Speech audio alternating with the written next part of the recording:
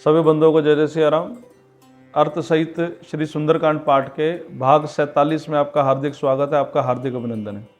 कल के भाग में आपने सुना था कि समुद्र भगवान के सामने प्रकट हुआ और भगवान के सामने स्तुति गाई है।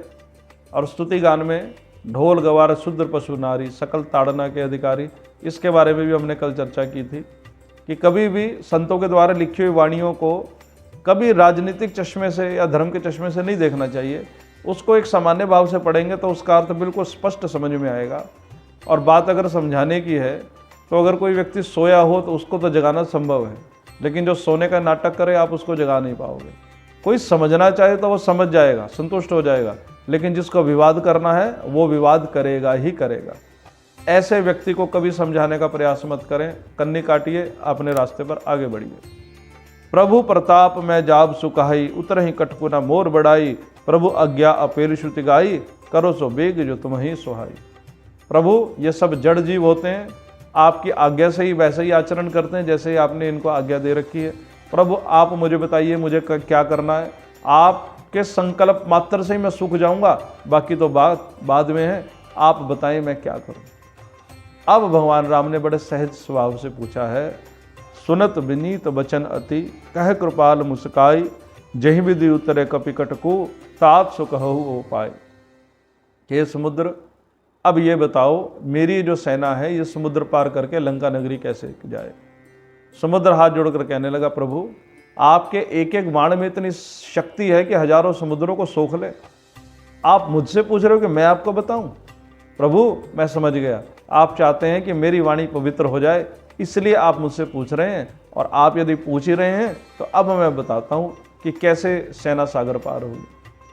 नाथ नील नल कपितों भाई, लरकाई ऋषि आशीष पाई, तिनके परस किए गिरि भारे, तरिहि जलधि प्रताप तुम्हारे। महाराज आपकी सेना में नल और नील नाम के दो बंदरवाही हैं, भगवान की कृपा इनके ऊपर है। ये जिस पत्थर को छू देंगे वो तैरने लग जाएगा, और प्रभु आपकी नाम के प्रताप से वो पत्थर तैरेंगे और एक सेतु निर्माण हो जाएगा। मैं स्वयं आपकी सहायता करूंगा। मैं पुण्य उर्धरी प्रभु प्रभुताई, करियो बल अनुमान सहाई, यही विधि नाथ पयोधि बंदाई, जही है सुध सुलोक तिहु गाई। प्रभु उनके माध्यम से आप सागर के ऊपर एक सेतु का निर्माण करिए, पूरे जगत में आपकी जय जयकार होगी उस सेतु को बनने के बाद। अब भगवान राम ने एक प्रश्न पूछा कि ये जो तीर मैंने चढ़ाए इसका क्या किया जाए। तब सागर ने कहा है, यही सरमम उत्तर तटवासी, हतव नाथ खल नर अगरासी, सुनि कृपाल सागर मन पीरा, तुरत हरि राम रणधीरा। प्रभु इसे मेरे उत्तर तट पर भेजिए ताकि वहां के राक्षस दुष्ट सब नष्ट हो जाए। तो भगवान राम उसको तीर को बिल्कुल वैसी उत्तर दिशा में फेंकते हैं। वाल्मीकि रामायण में लिखा है कि उस स्थान का नाम ध्रुमकुल्य है, जिसको आज के समय में जो अरब कंट्रीज जितनी हैं ये सब उसी क्षेत्र में आती थी। और भगवान ने जब वो तीर छोड़ा वो सब रेगिस्तान बन गया। देख राम बल पौरुष भारी, हर्षि पयो निधि भयो सुकारी, सकल चरित कहीं प्रभु सुनावा, चरण बंद पाधोदि सिधावा।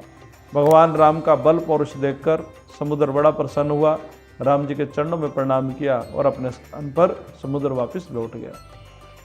अब अंतिम छंद और अंतिम दोहा सुंदरकांड का है, जिसमें सुंदरकांड का फल बताया गया कि सुंदरकांड पाठ करने से क्या फल प्राप्त करता है।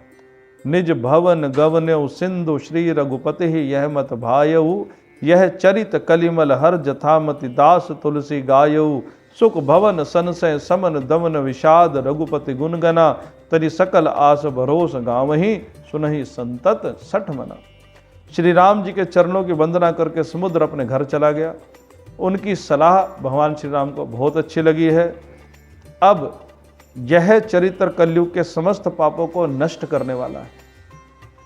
तुलसीदास जी ने इसे अपनी बुद्धि के अनुसार गाया है और भगवान श्री राम के गुण समूह, सुख के धाम, संदेह शंकाओं का नाश करने वाले और विषाद का दमन करने वाले हैं। इसलिए हे मूर्ख मन, तू संसार के सब आशा भरोसे को त्याग कर निरंतर भगवान के नाम के गुण को गा और उसको सुन। अब जो अंतिम दोहा है इसके अनुसार हनुमान चालीसा का फल है जो यह पढ़े हनुमान चालीसा।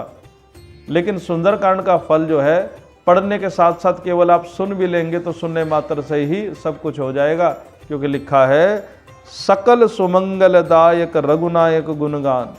भगवान राम का ये गुणगान केवल मंगल नहीं करता है, सकल सुमंगल किया करता है। किसका करता है? सादर सुनहि, जो केवल सुन लेते हैं। ते तरहि, वे तर जाते हैं। क्या? भव सिंधु, वो कैसे? बिना जलजान, बिना समुद्री जहाज के इस भवसागर को वो जीव आसानी से पार कर जाता है, जो केवल इस सुंदरकांड की, इस भगवान की कथा को केवल सुन मात्र ले। और जिन्होंने पढ़ा है तो उनके लिए लिखा है नाम ले तो भव सिंधु सुखाई। अरे भवसागर सूख ही जाता है जो भगवान का नाम जपते हैं। इस फलश्रुति के कारण पूरे जगत में सबसे ज़्यादा गाए जाने वाली, पढ़े जाने वाली चालीसा है वो है श्री हनुमान चालीसा। और भगवान की जो सबसे ज़्यादा स्तुति पढ़ी जाती है ग्रंथ के रूप में श्री रामचरितमानस, और श्री रामचरितमानस में भी सबसे अधिक कुछ गाया जाता है, पढ़ा जाता है और सुना जाता है, वो है श्रीमद्मानस सुंदरकांड। ऐसे सुंदरकांड की महिमा कही गई है। तो इस 47 वीडियो में आप सबने इस सुंदरकांड को पूरा बड़े भाव से सुना है, समझा है। आशा करता हूँ कि आपको ये अच्छा लगेगा। अच्छा लगे तो इस वीडियो को आगे भी आप भेजिएगा और इस चैनल को सब्सक्राइब करिएगा, लाइक करिएगा।